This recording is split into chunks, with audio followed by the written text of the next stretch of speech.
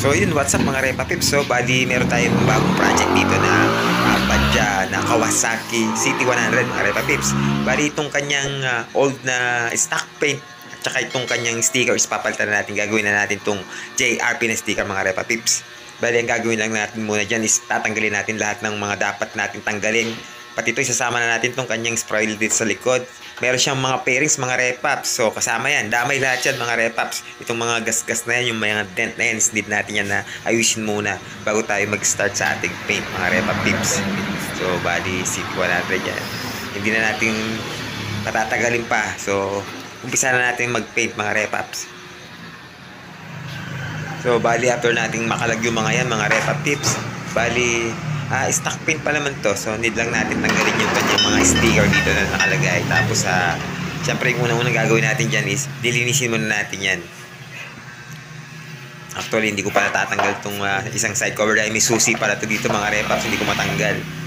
Buti na lang nakagawa ko ng paraan. So kailangan matanggal ko muna itong nakasusi dito. Hindi kasi iniwan yung susi ng may-ari, kaya gagawa na lang natin ng paraan para matanggal natin yan. Pati itong headlight, pati tapalodo na yan. Isasama pa natin yung mga yan mga repaps. Siyempre kailangan is uniform yung kanya magiging kulay dito. Bali sa pagtanggal ng sticker dito mga repaps, gagamitan ko ng stripsol para mabilis. So need lang na ang kailangan natin mapahiran is yung mismong sticker lang mga repaps.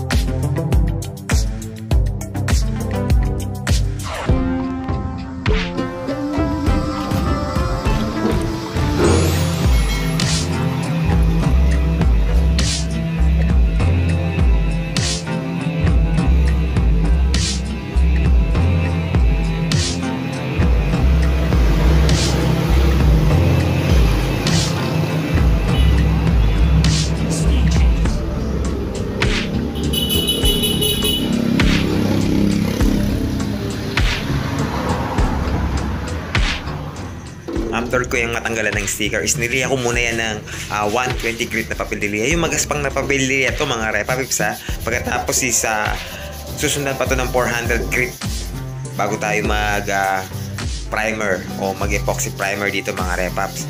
Bali hindi na natin to kailangan na i-strip ng buo mga repapips dahil stock paint pa naman to at saka hindi pa naman ganun ka-frosted yung kanyang pintura dito. Kaya ang gagawin lang natin is papantayin lang natin to dahil yung pinagbakatan ng sticker na tinanggalan natin is meron tayong natitipa na ano doon na parang meron siya ano ba tawag dito, parang meron siyang malalim. So tatanggalin lang natin yung malalim na yun, papantayin lang natin. Pagkatapos is pipinuin naman natin kasunod yung 400 grit na papel diliha.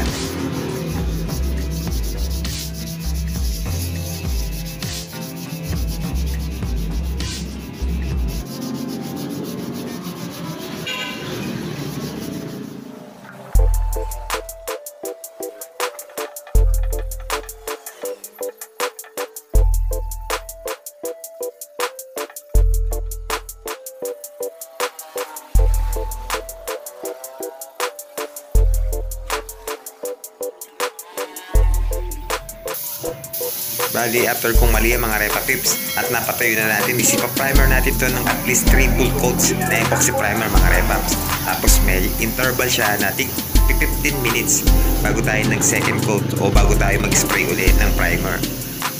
Tapos patutuyuin natin to ng at least 4 hours bago tayo pwedeng magliha o pwede nating lihain gamit naman yung papel diliha na 600 grit bago tayo mag-base coat mga repapips.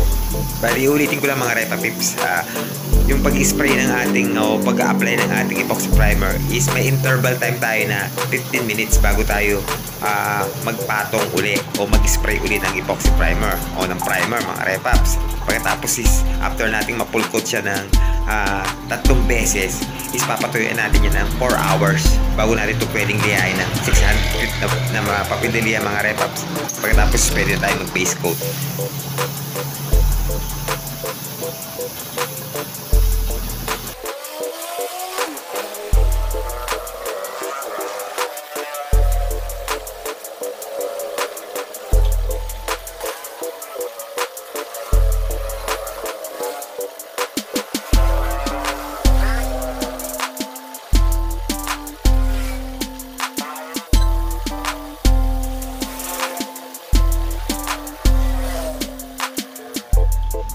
Bali pagkalipas ng 4 na oras at nai-apply nyo na lahat ng mga sinabi ko kanina na after nating ma-primer is pwede na tayong mag-base coat.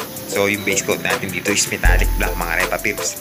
So ganun din, meron din tayong interval time dito na 10 to 15 minutes. Pagkatapos ipo-full coats natin to ng 3 full coats. So sprayan natin to ng 3 beses mga Repaps. So make sure na walang tutulo para hindi yan makaabala sa pagpipintura natin mga Repaps. Tapos pagka napatuyo na natin to ng mga ilang oras is pwede na tayong mag last coat dito mga Repaps gamit yung top coat clear naman. Kumbaga yun yung pinaka laminate na gagawin natin panguli mga Repaps. Pero bago yun is lalagyan natin to ng decals na sticker.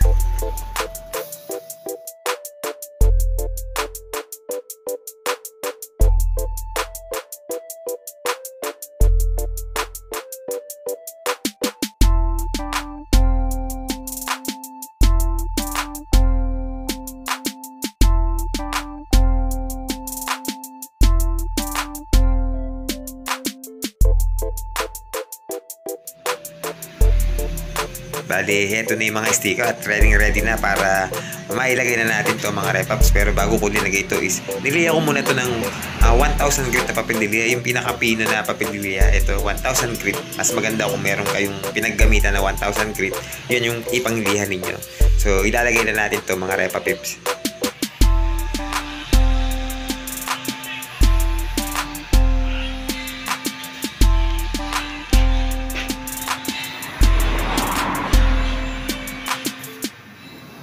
Bali, pinakahuling i-apply natin is yung tinatawag na top coat clear mga Repa Pips. So mas maganda kung gumamit kayo ng urethane top coat clear.